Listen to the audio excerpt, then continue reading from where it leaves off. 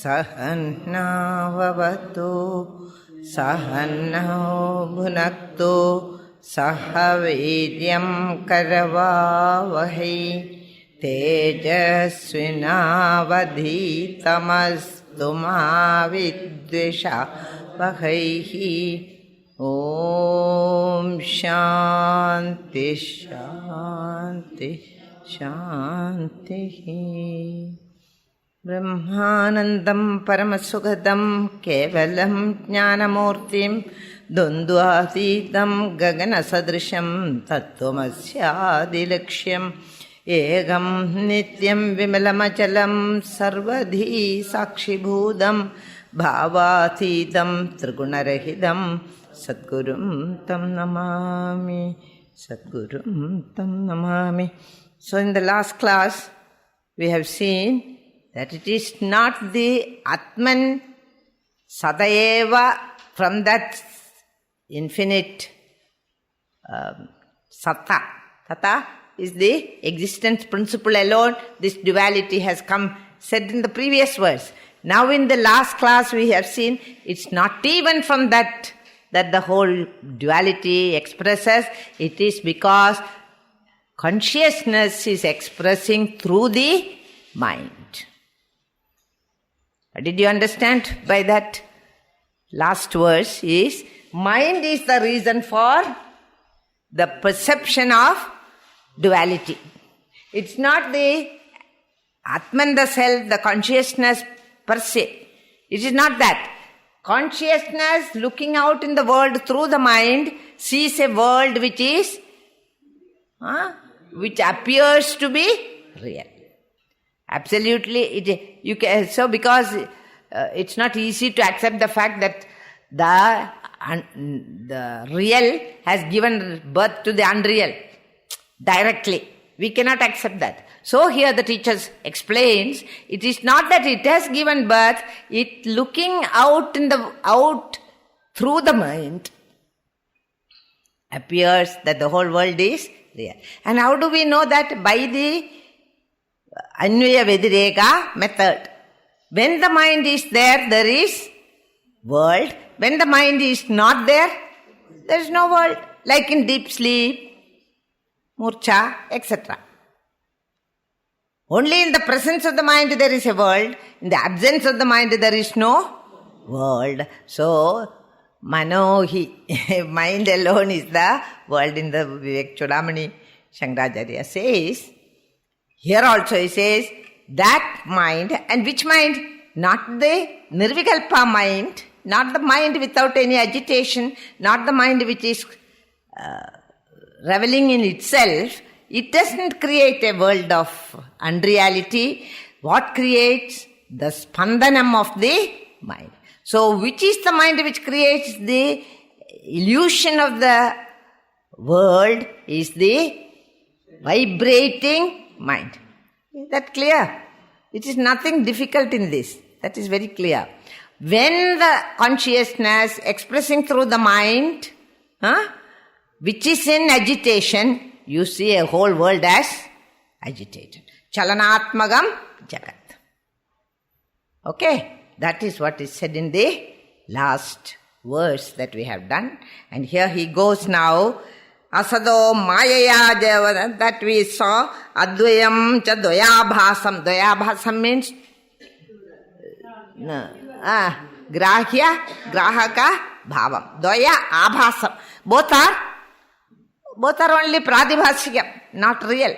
Which one? The grahyam, I am the subject, I am the that is the object. Object also is me only in the final analysis. This grahya grahaka bhavam is called the double, reflection. Dvaya abhasam. Grahya and, in other words, subject and object is also not real. It is only reflection of the satta of the Atman in the mind. That divides the mind into two things. Dvayabhasam means that divides the Atman reflecting through it, divides the mind into grahya, grahaka bhava.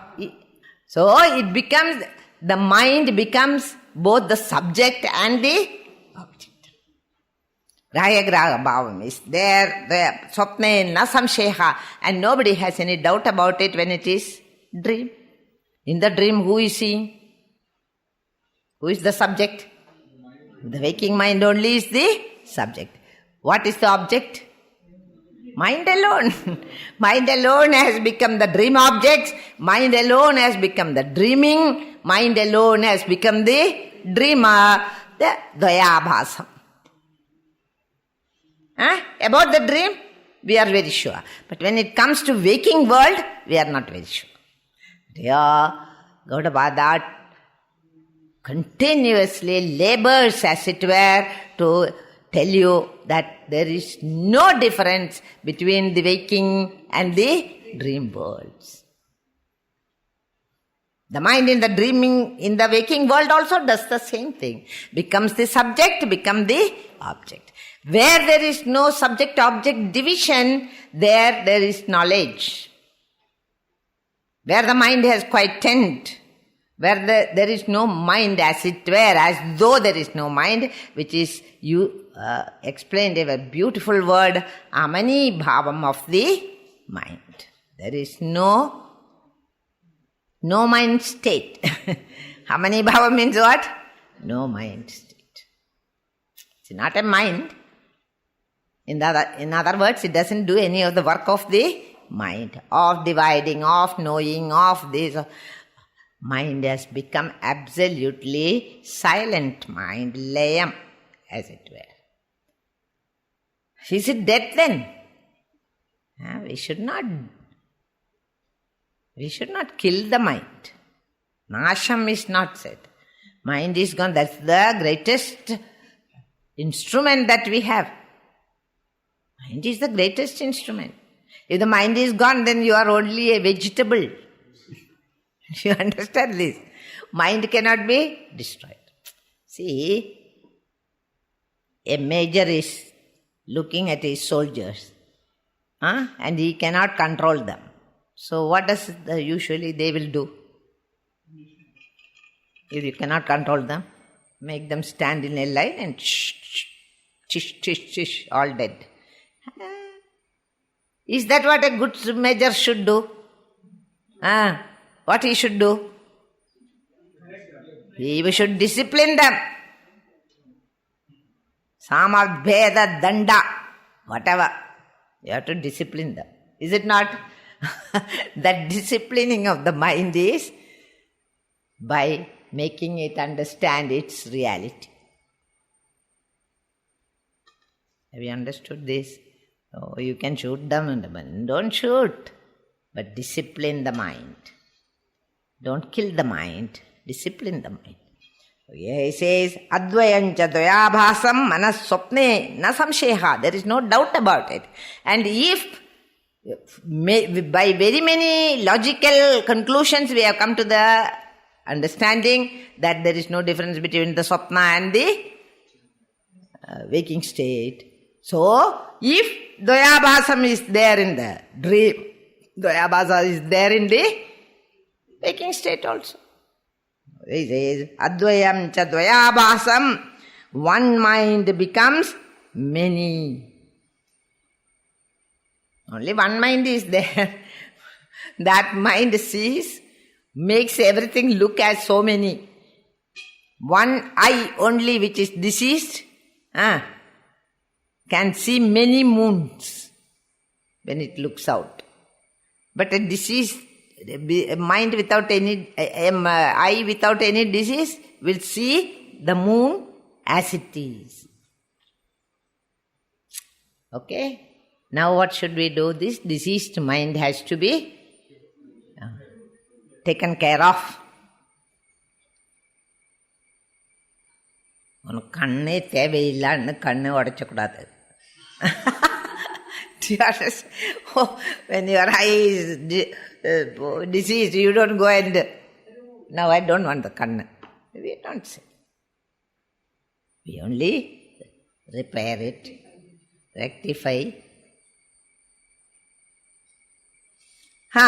So he says here, one mind becomes all this, the non-dual mind becomes the subject, the object and the experience of the dreamer. Similarly in the waking state. Now going to the next verse. Is it clear? Yes. Now we go to the next verse. Mano drishyamidam dvaidam yet kinjit sacharacharam manaso hemani bhave dvaidam naivopalabhyade. What I had told you just now. If you look through the mind, you see a world. Which mind? Agitated mind. The word used here is spandanam. Chitta spandanameva dvaida darshanam. The dvaida that you are seeing is because of the shaking of the mind. Understand? It is not concentrated, it is not focused. So why don't I see the truth as it is? Because of my disturbance of my mind. In the Amrita Bindu Upanishad says, what is a pure mind? Pure mind is a mind without any agitation. What is an impure mind? Full of jogging mind is called impure mind. Not that you think bad thoughts, that is why impure.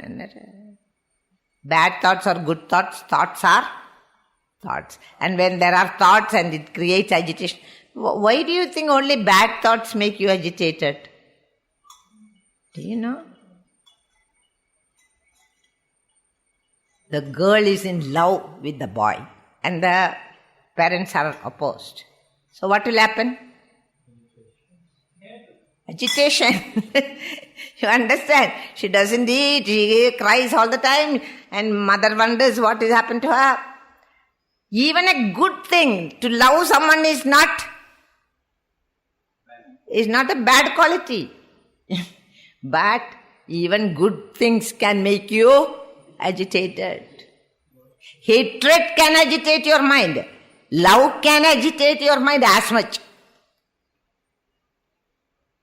Have you understood? So, this common parlance we say, what is a pure mind is where there are no bad thoughts. That is pure mind. What is good mind? Where there are no impure thoughts, it is bad mind.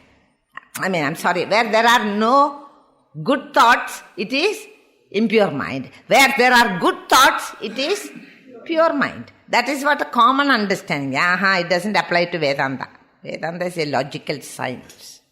So he says, very clearly the Upanishad says, that small Upanishad, Amrita Bindu, which says, a mind in agitation is an impure mind. A mind which has no agitation is a pure mind.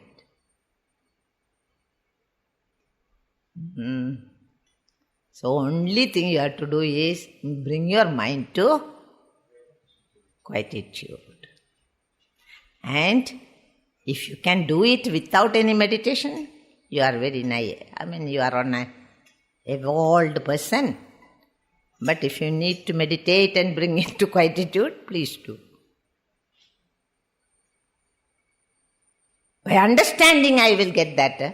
It is true, but to very few people. Are you able to follow? So why meditation is important? Why a man like Gaudapada insists on meditation, one who has gone beyond all these sadhanas? Because it is necessary for a majority of people. Sometime every day you have to bring your mind to quietude. Until it becomes your very nature.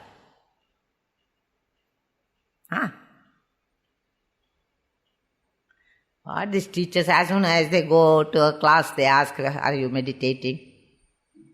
Go and meditate. In fact, if you are a seeker, you must do it without anybody telling you. Alright? You will find the benefits in due course. And the mind becomes quieter and quieter. And when the mind is quieter and quieter, you become happier and happier.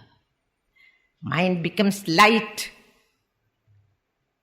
And then, who has got a heavy mind?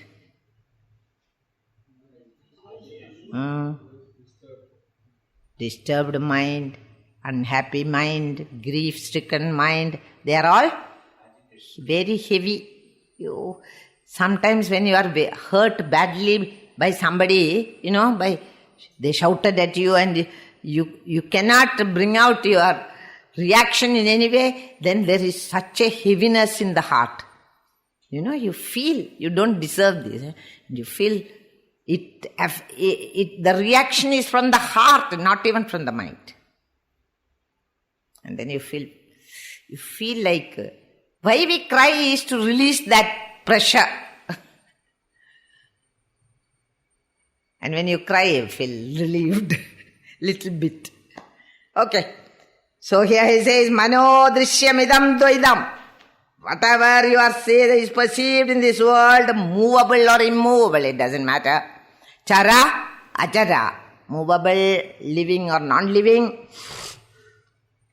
Seeing through the mind, I see a creation. So to see the creation, not only the consciousness should be there, but also mind should be there. If the mind is not there, mano nasham, if at all it takes place due to intense sadhana, or the knowledge that you have acquired in the many years of study, you have understood how it all works, then you are not seeing anything, you are seeing only Brahman Rere Brahmamaya.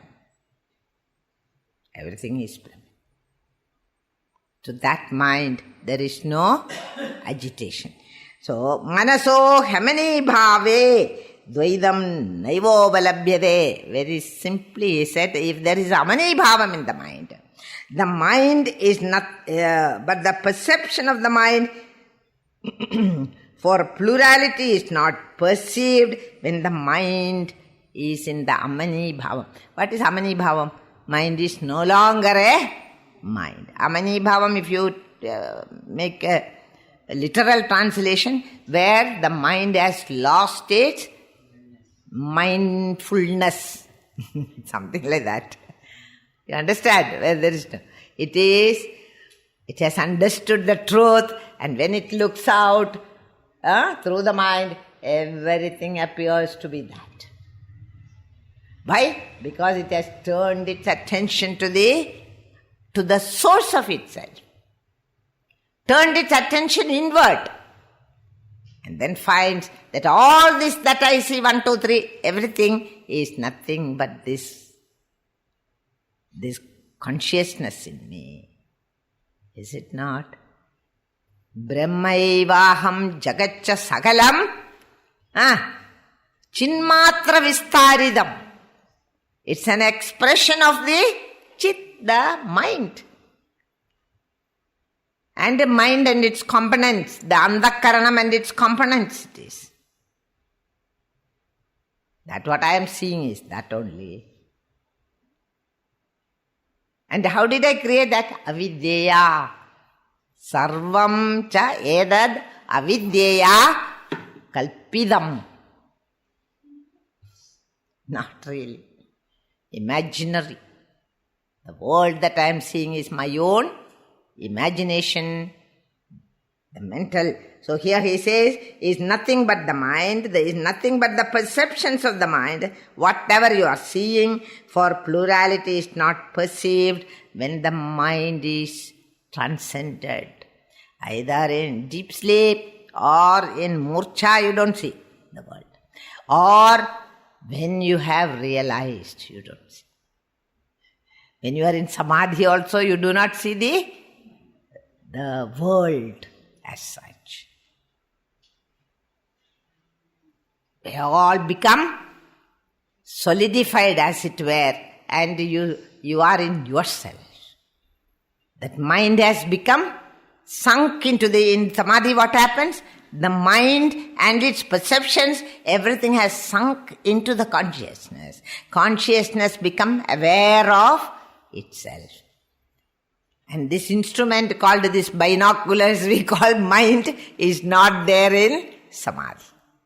That is called Amani Bhava. No more the perceptions of the mind in that state. This happens by the Anvaya Vidireka method. There are so many ways that from now on it is Nididhyasanam. So you have to be very careful. From this verse onwards, we are how to do Nididhyasanam is said. Tado in Sadarshana, Ramana Maharshi says, Manomayam tad bhuvanam vadama. That all this world that you see is nothing but mind. Manomayam. Nothing but the mind. Mind only creates. And mind only gives each thing some quality, some this thing. Everything without the five sense organs may be bringing you sense perceptions, but it is the mind which interprets. Hence it is called the sixth sense organ, Shashtani Indriyani, in the 15th chapter. Manas Shashtani Indriyani. How do you become 6? 5 plus mind. 5 plus mind is 6. Not Pancha. Pancha Mahabhutas will bring the sense perceptions to your mind. And the mind interprets it. This is your, that useless brother or brother-in-law or whatever. Or who says? The mind says, look at that fellow's face, he's not a good man. Who says? Mind says. You understand, for every perception we have, mind has got a bhashyam.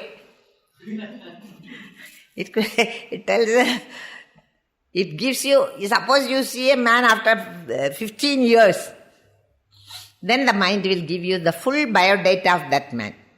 Where is it? In minuscule form in itself. You think you are surprised at the computer, but mind is the greatest computer in the world. How many things you remember? And the mind has got data for everybody. Is it not? You may not remember what happened yesterday, but you will remember 20 years ago, this is the fellow. How do you know? There are so many people who look alike, No. This fellow alone did it. Mind says. It's the greatest precise instrument that God has given us. If you use it well, you will go to moksha. If you use it badly, you will be bound. Bas. So who is binding you? The mind. Who is manameva karanam bandha mokshayoho. Mind alone is the karanam. If you are a bound individual, that is because of the mind. If you are a mukta purusha, it is because of the mind. The Atman, the self, is never bound, nor na nirodha, na utpatti, na baddhaha, na sadhakaha. All these are in the mind. And the mind will see, meanwhile mind is very clever. He will do everything, but in the process he will see that he doesn't die. That is his greatest aim in life. You understand? You may do anything. And whenever he is like, Indriyanam Raja, Indraha. The stories in our Puranas, you will see so beautifully Vedantic. How the Indriyanam Raja, Indriyanam Raja in our body is the mind. And the mind does not like you to do sadhana, believe it or not. Does not want you to realize the truth. Then only it can survive. Its amani bhavam is a type of death for it. He doesn't want all that. He will keep on saying, oh, no, don't be silly. What can you learn in that class? That's a point. Why should I go? And you don't go to the class. You don't go to great masters. You never approach the teacher. Nothing.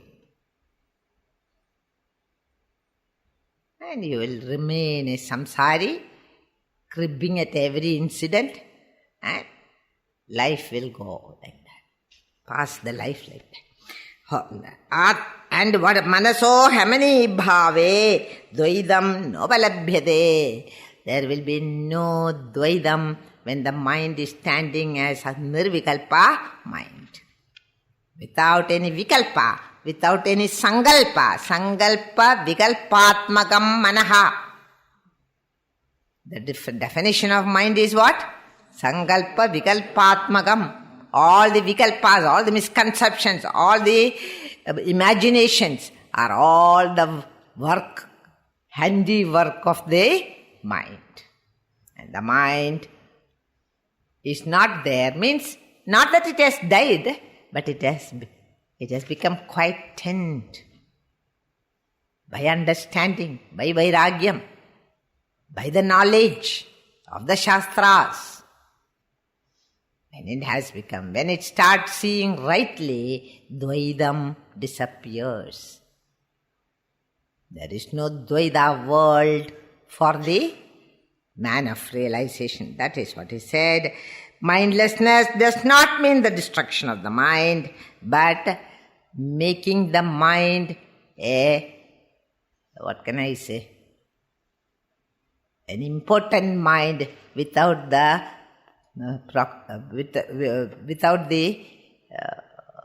tendency towards creating mischief. That is gone. That mischief-creating temperament of the mind is curbed. Such a mind is called Amani Bhavam. He reaches Amani Bhavam. And when will it reach? Param Drishtva. Having seen that, having arrived at the understanding of that higher, mind becomes a very harmless instrument. It's a useful instrument. You understand? It becomes harmless. It doesn't show you unnecessary dimensions which are not there. Dvaidam is gone. In this stanza, mind has lost its essential nature, thinking. What is the nature of the mind? Thought flow. Flow of thought is called the mind. That flow becomes curbed. A state of transcending the mind. In other words, transcending means transcending the mind is to arrive at the truth. Going beyond the mind means arriving at the truth, understanding the truth. Then what happens? That is one mischief making of the mind. I am not interested because I am at this moment in that. Thus, reaching out to it is called transcending the mind, and it has lost its essential nature of Dvaida Drishti. That is gone. And then what remains? And this is not a Nididhyasanam is not a new experience, not even a new knowledge.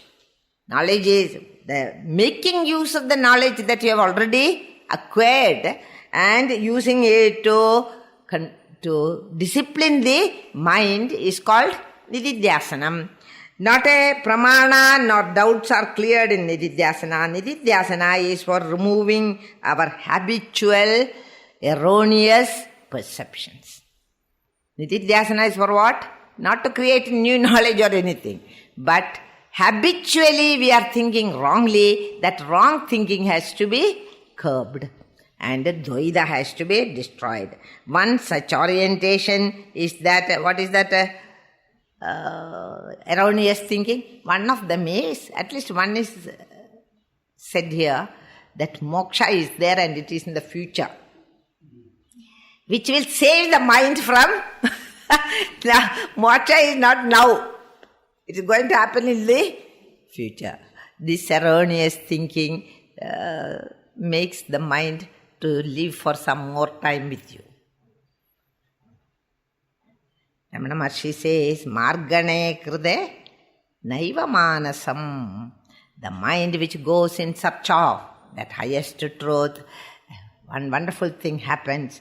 Naiva Manasam. The mind is not there at all. That mind is not there. The problem creating propensities of the mind are not there. Naiva Manasam. Mind is not there. When Margane Krude, when you are searching for the higher, mind dies. Or dies does not mean really die. It will be still awake when you are hungry. Don't be worried. How will I know I am hungry? Mind is not there. Those topical desires, it will let you know. But imagined psychological desires is not there. Psychological propositions are not there at all. This is called Amani Bhava. Amani Bhava is a very great state. The mind has become absolutely agitationless. Such a mind is a mind at peace and harmony. Hence Jesus says, a peace that passeth all understanding. When the mind has quietened, even ordinarily, even you may not have realized anything, but even ordinarily, if your mind is a quiet mind, you are a happier person. The degree of happiness increases. But if the mind is all the time unhappy, it will never give you peace. You get up with the thought and you go to bed with that various thoughts. It is full of agitation. From the time you wake up to the time you sleep, it will be jumping. We call it jogging mind. Don't think only your body is jogging. Mind also is jogging.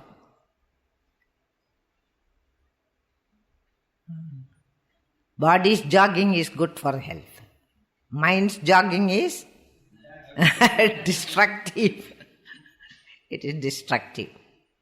That's all the difference.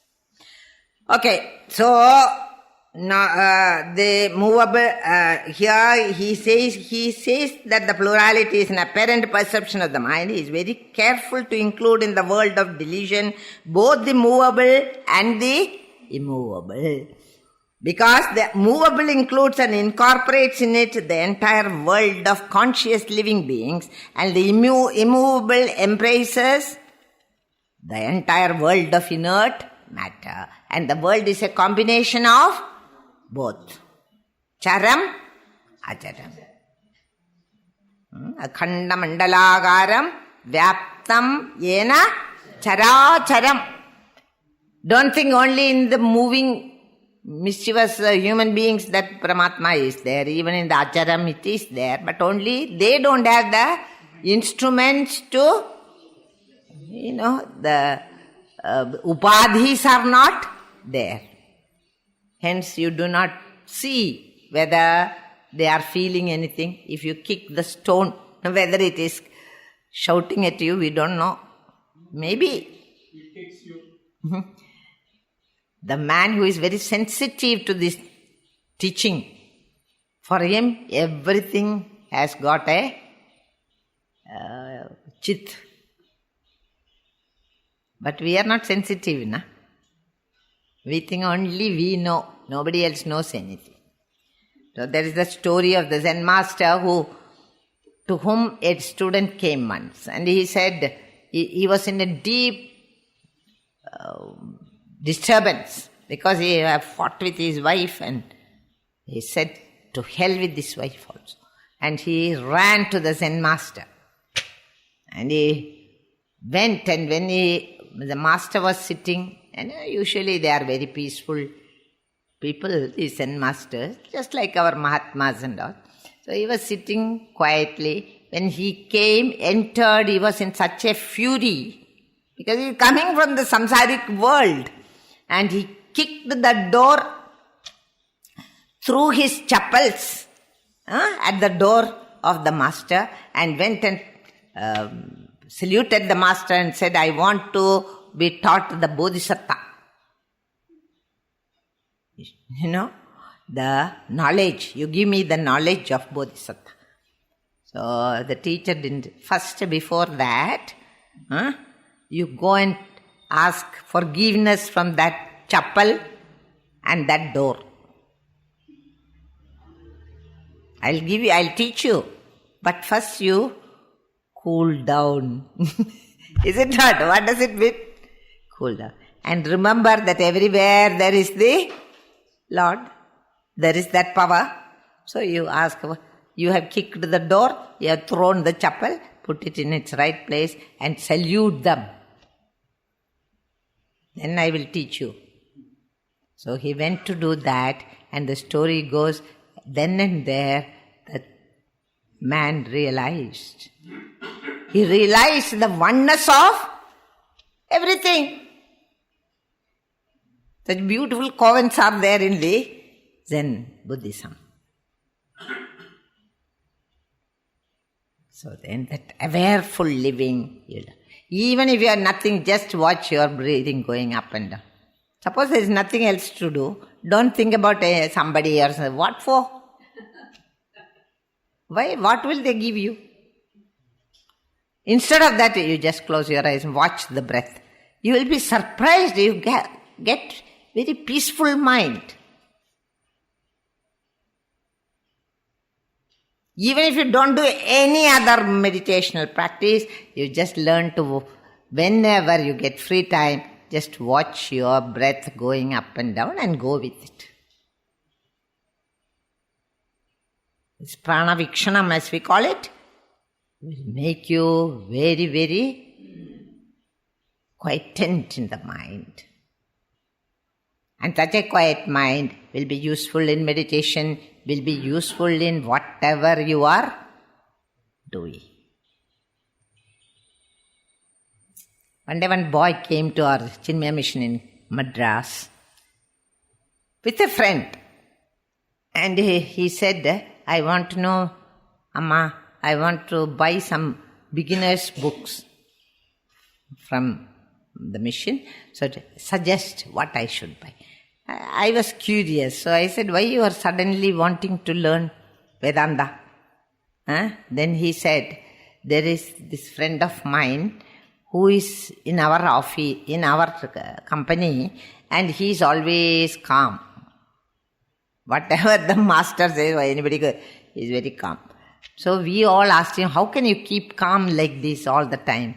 Then that boy who is our student in Chinmaya Vidyalaya, I have also taught him. And he said, he told him, I believe, because I come from Chinmaya Vidyalaya. That is why.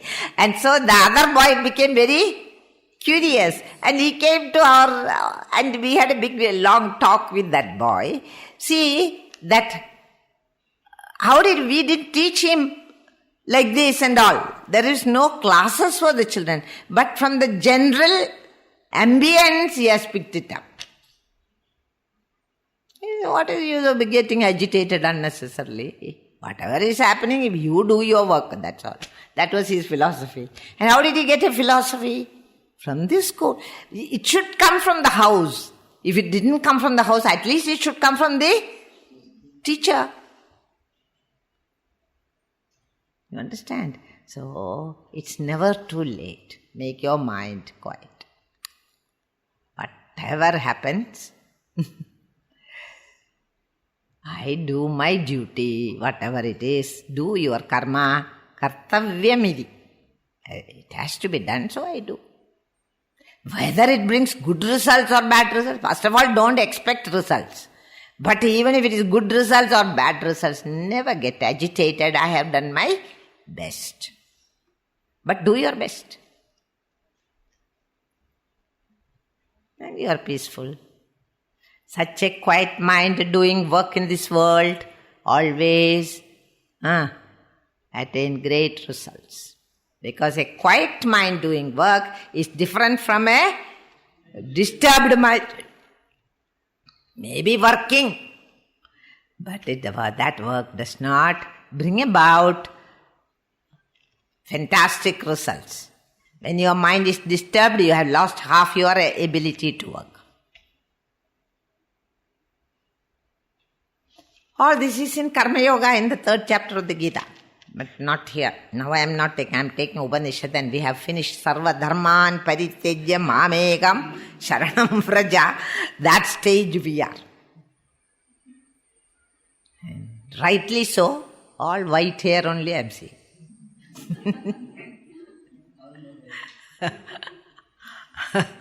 Okay, now we have nothing to do. We have to, the Swadharma. We have done our Swadharma all these years. We have looked after everybody. The children are married and gone. The parents we looked after. Every duty, Pitru-runam, Rishi-runam, everything we have completed. Now what is, there is one runam, that is towards yourself. And what is that runam? I have to realize my true nature. That is the Swadharma, Sosya Dharma. If you do that, your life has attained the perfection for which it was taken. Okay, so here he says all this, what is the Dvaidam causes samsara and the mind causes Dvaidam. So what should you do? Dvaidam is caused by the mind. Now when the mind becomes no mind, samsara disappears. Look at the logic. Dvaidam causes samsara.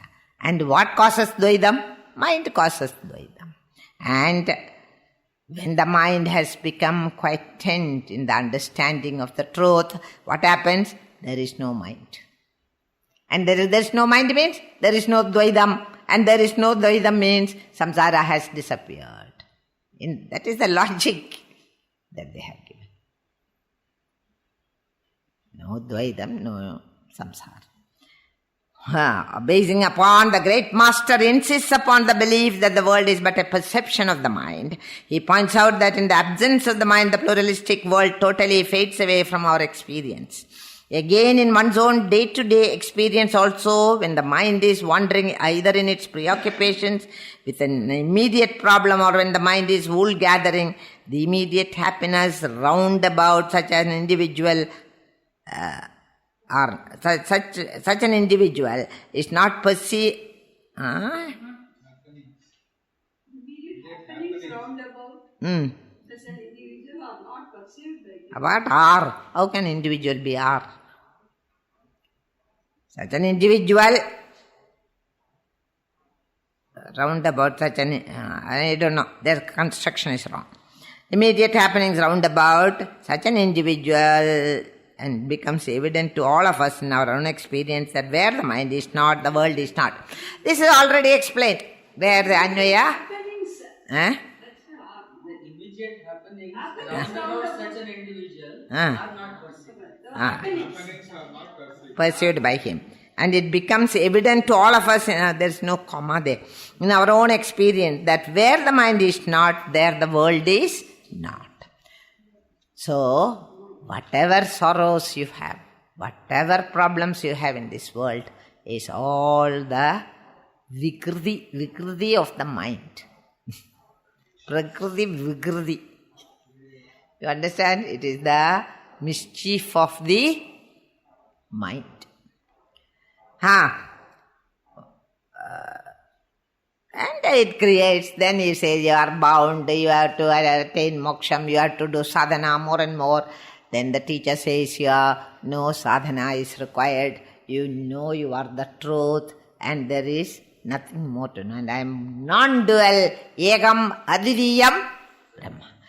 Have that understanding firmly in your mind. Atma, by what method you are reaching there, by what marga you are reaching there is unimportant. Even in Upadeshara, Ramana Maharshi says the same thing. You reach there by bhakti, you reach there by jnana, you reach there by nishkama karma.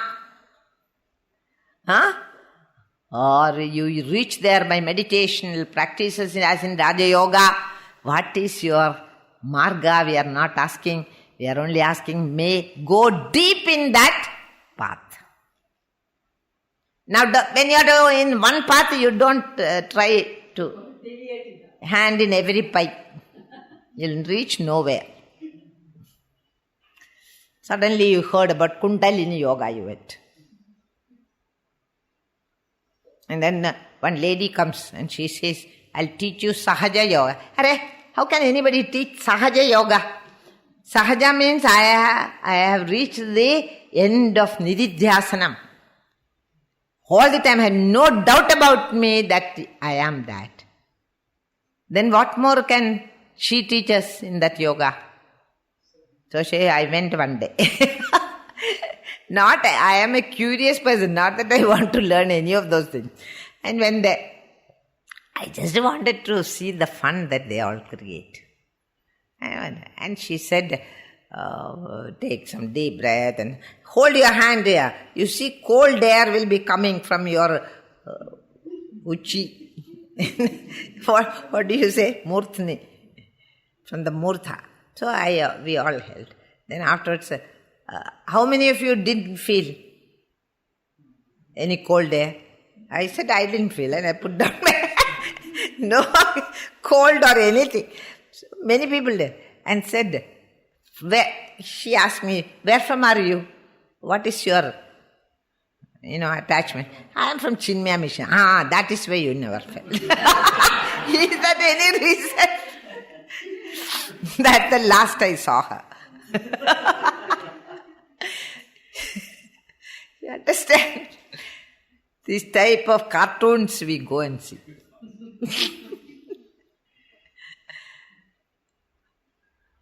Always go to the Shastra. Not even to a teacher. To the Shastra. As long as that teacher is telling you from the Shastra, you stick to that teacher. If she or he goes away from the Shastra and makes his own theories, don't go. Karyāgāja vyavastide Shastram te pramanam. Shastra alone is your pramana.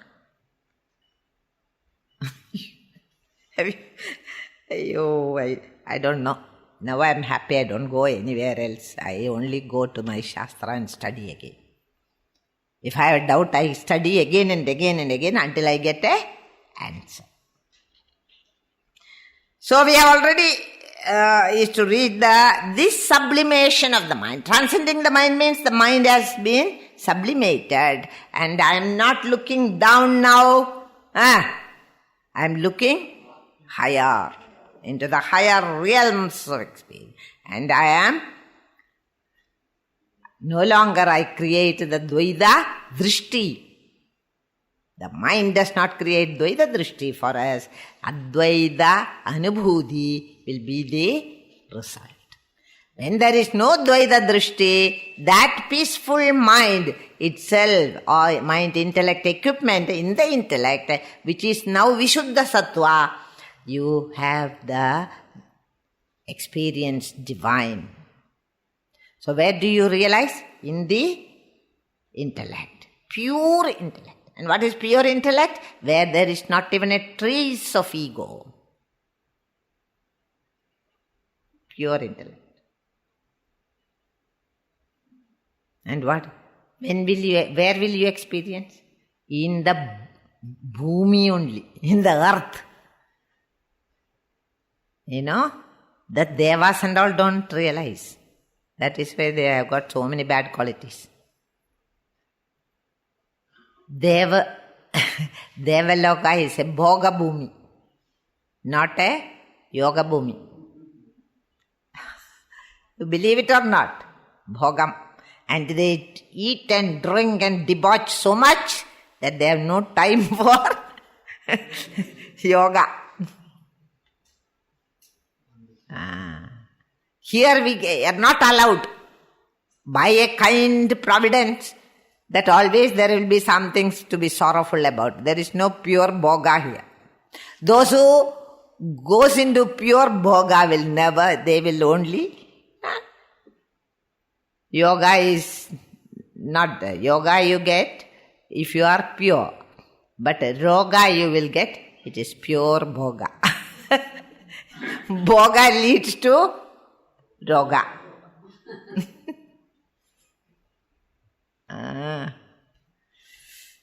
Okay. Gurudev has given I don't know how many pages. So you please read it. I cannot read it now. It will take 3 hours to read that. I cannot read it. So we will say just the smaller one and go further. So he says here, Manodrishyamidam dvaidam. This whole dvaida prapancham is the srishti of the mind. And when Amani Bhavan takes place, no dvaida is experienced. The world, the multiple world of plurality is as though it has disappeared from your vision. And this Amani Bhavam should come from Viveka, Abhyasa and Vairagya. It should be the result of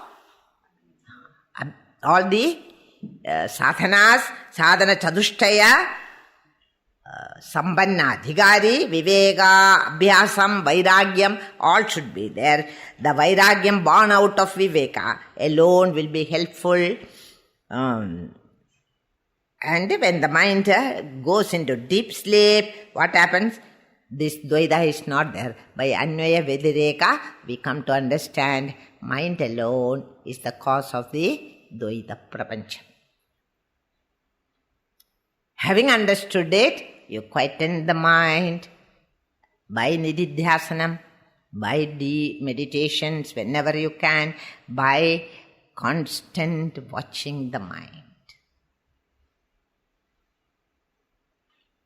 It's not difficult, only you must get into the habit.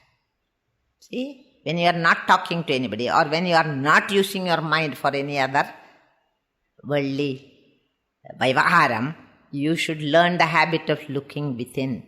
And a wonderful thing happens. You don't miss anybody's presence. You're never lonely. You are never lonely. In that aloneness, there is great beatitude. Even the word beatitude is a very beautiful word. B-E-B, attitude. Will you do that? That is nididhyasanam. I am that. That understanding should be with you every minute of your waking hours. That is, and such a man sits for meditation, meditation just happens. With a mind which is disturbed all the time and you go for sit for meditation, what will you think? Same thing, with a much more force. Is it not? You are disturbed. The day you are disturbed, you sit in meditation, you cannot control the mind, and then you get up. Today no meditation is coming. Why? Because mind is somewhere else. So control that mind. And then I'm going to the next verse. Atma Satyanubodhena Na Sangalpayade Tada Yada Amanastam Tada Yadi Grahya Bhave Tadagraham Atma Satyanubodhena. What is that Atma Satyanubodham? that I have firm conviction about the truth of Atman. Such a man who has been practicing nididhyasana and had come to the conclusion about the truth of the Atman, Atma Satyanubodham, Dridabodham, firm conviction. Not that it is something. Is there something called Atma? What do you think? If you have got the doubt, it will take double the time again to reach that state. So by arguments, by Shruti, by Shraddha, by the grace of the Lord, let us say, you have come to the firm conclusion. What? That Atma is the truth and nothing else is there other than that. Egam advidiyam Atma. This firm conviction is there in you. Atma Satya Anubodham. Anubodham means continuously remembering that. Anu word is continuous understanding. Not only in meditation. Rest of the time, I am the Satyam. Is it not? The ego is the Satyam. When I am sitting in meditation, Atma Satyam. And we chant 3-4 verses and say, I had finished my meditation. Not like that. Ever, when you are all through your waking hours, you are sure that the Atma alone is the truth. Such a firm conviction if you have, all other vikalpas are na sankalpayade yada, and he never perceives this mithya world. Whatever I am seeing is nothing but that same life force in various ubadhis. So what is that tree which I see? Not a tree. It is a tree. For the empirical understanding, it is a tree. And it has a name also, and it has a form also. Everything is there. But what I understand, I am the person who is doing continuous nididhyasanam. Then when I look at the tree, I say, it is the same life force in the tree as in me. What we call the open eye meditation. That the life in the tree is not different from the life in me. Yes or no? You cut the tree, it dies. Next minute that leaves will crumble, and next day it is brown. Greenness is gone. Similarly, if somebody cuts us down, next minute ants will come. How the ants know, I don't know. But the ants know that this man is dead. When somebody told me, if a child had died of worms in its stomach, it happens in the lower section and they are not hygienic, nothing, child will be eating anything with its dirty hands and there will be so many tapeworms inside. So when it dies, if it dies of tapeworm, the next moment all the tapeworms from the stomach will come out. What are they? How do they know? It will come out through the nose, through the mouth, through every dwara.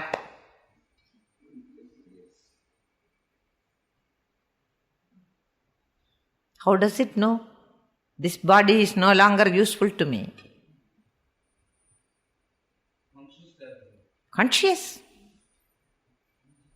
That is why we say, jagrat svapna suṣuptishu sputatara yasam vidu jrimbhade. Jagrat swapna suṣupti, whatever the knower of all these three states, yasam vidu jrimbhade, ya brahmadi pipili kanta tanushu proda jagat sakshini. In every creature from the ant up to creator Brahmaji, there is consciousness. All-pervading consciousness. Okay. So, understanding that, sankalpayade yada, perceives the mithya of the whole world, amanastam tada, and he has become a non-perceiver mind. Not that he doesn't perceive, but he perceives what he perceives as unreal. What is his perception now? Totally different from the samsari's vision. He perceives the world as it is. This is what he says here, amanasta. Amani bhavam. He reaches tada yadi grahya bhave tadagraham, because there is no more any object for him to cognize.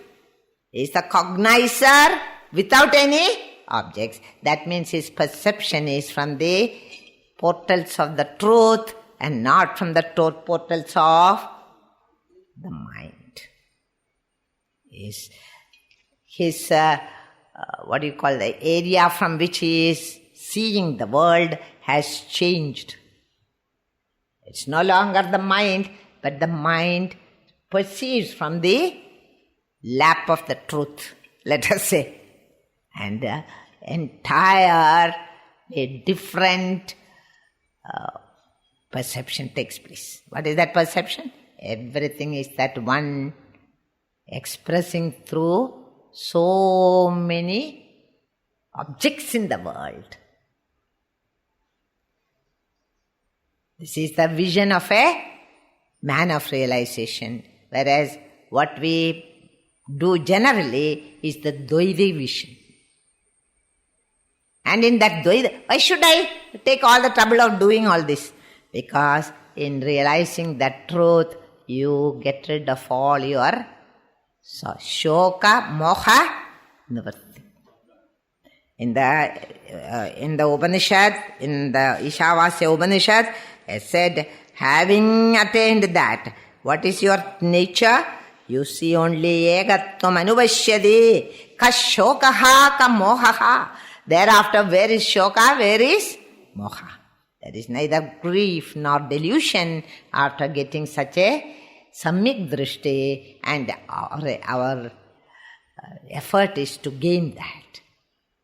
That sakshatkaram leads you to atyanta sukham and dukkha nivritti is called realization. Okay, let's stop there. It's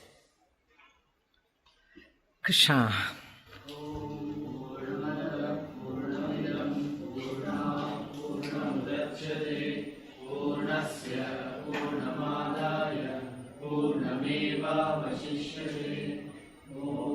Shanti Shanti Shanti Hari Om.